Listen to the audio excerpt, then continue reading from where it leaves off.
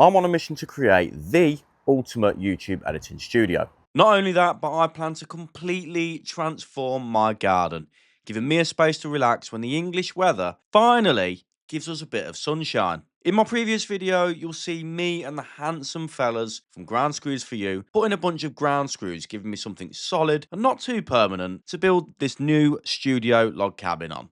Now, we have our screws in and the rubber pads to stop cold bridging, but we also need a timber frame on top of our screws. Usually the cabins we sell come with 50 by 70 millimeter treated timbers. However, I'm a bit of a greedy bugger and I want a bit more insulation in my floor, and I've got some surplus stuff laying around, so I might as well get it all used up, which is why I'm swapping them out for 4 by 2.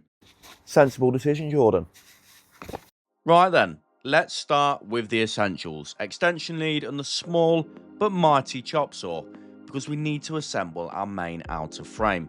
This is going to support our main structure, and I've made it ever so slightly smaller than the outer wall measurement, so water ideally drips off the walls straight to the floor. Genius, I know. To screw my frame together, I'm using 180mm wood screws, and I'll also use these to screw the building together, which you'll see later on.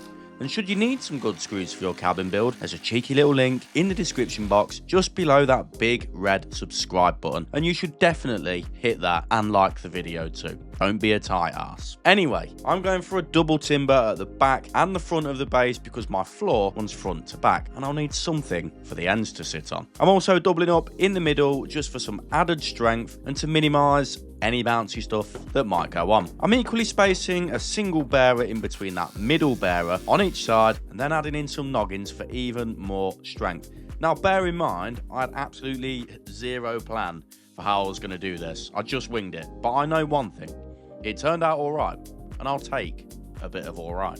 Now, a little problem I am going to run into quite shortly is the fact that the insulation may fall through the base when I'm going to put it in. So what I'm going to do, I've got this post knocking about, which is 80 by 80. I'm going to rip that down into 20 by 80mm pieces, and then I'm going to pin them on to the bottom of the base to stop the insulation from falling through.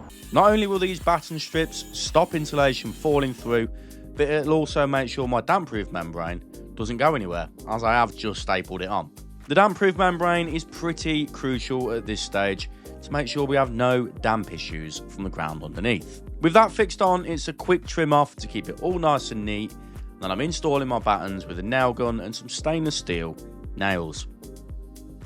Now, a quick one before we carry on: if you are planning on doing any DIY this year, the chances are you're going to need some tools. Which is exactly why we launched Garden Room Comps, our second business built around all things garden buildings. And this year, we plan on giving away an entire garden room package, and entries will start from just 99p. Mental, I know. We've also got tools you can win instantly, plus tech comps, and yes, we've already had real winners. So go and follow the Facebook page, keep an eye out for the garden room draw, and don't be the person who says to themselves, I nearly entered that.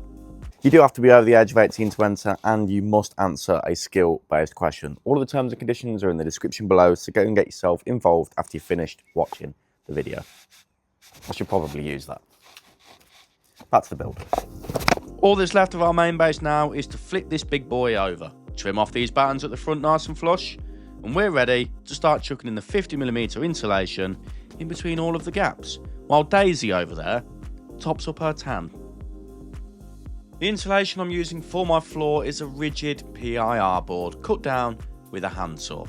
Right, so now I've done the 50mm insulation, the only thing that's left to do of the insulation in the entire floor is the 25, giving us a total of 75 just in the floor.